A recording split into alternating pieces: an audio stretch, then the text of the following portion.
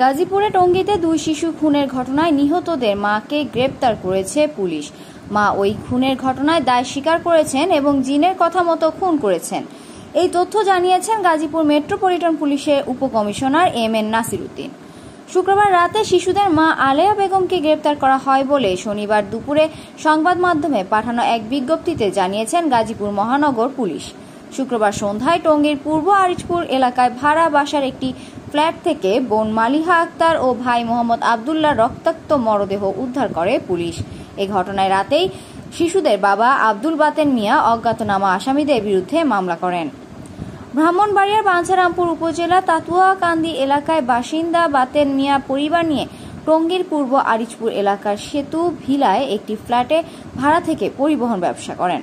শুক্রবার দুপুরে নিজেদের ঘরে তারা খুন হলে পুলিশ তাদের মরদেহ উদ্ধার করে গাজীপুর শহীদ তাজউদ্দিন আহমেদ মেডিকেল কলেজ হাসপাতাল মর্গে পাঠায়।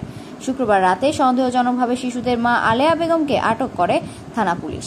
পুলিশ জানিয়েছে, টঙ্গীর আরিচপুরের যে বাড়িতে ওই পরিবার ভাড়া থাকত সেখানে আশেপাশে বেশ কয়েকটি সিসিটিভি ক্যামেরা আছে। এসব ক্যামেরার ফুটেজ পরীক্ষা নিরীক্ষা করে দেখা গেছে, ঘটনাটি যে সময় ঘটেছে সে সময় তাদের ঘরে বা ফ্ল্যাটে আলেয়া বেগম ছাড়া আর কেউ যাতায়াত করেননি। এছাড়া তার কথাবার্তা অসংলগ্ন ও তার হাতে কাটা দাগ দেখে পুলিশের সন্দেহ বাড়ে। পরবর্তীতে ব্যাপক জিজ্ঞাসা করেও ঘটনা স্বীকার করেছেন তিনি। এদিকে আলেয়া বেগম মাইগ্রেনের অসুখে ভুগছেন বলে পুলিশকে তথ্য দিয়েছেন তার স্বজনরা। তবে তার মানসিক কোনো সমস্যা আছে কিনা সে বিষয়ে খতিয়ে দেখা হচ্ছে।